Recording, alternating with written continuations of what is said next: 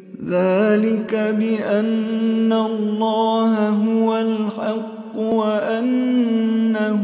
يحيي الموتى وأنه على كل شيء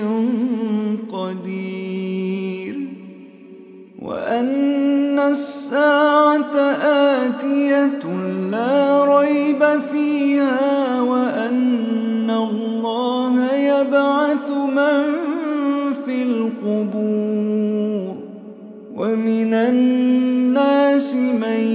يجادل في الله بغير علم ولا هدى ولا كتاب منير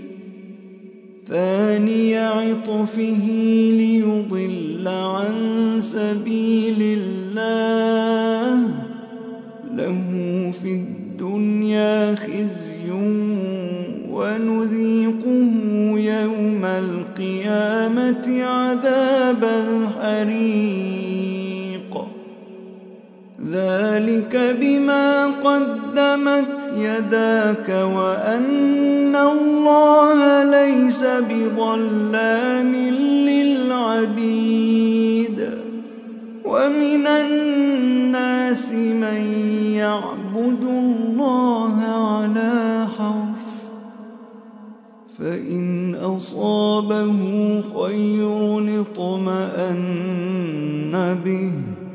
وإن أصابته فتنة انقلب على وجهه خسر الدنيا والآخرة ذلك هو الخسران المبين.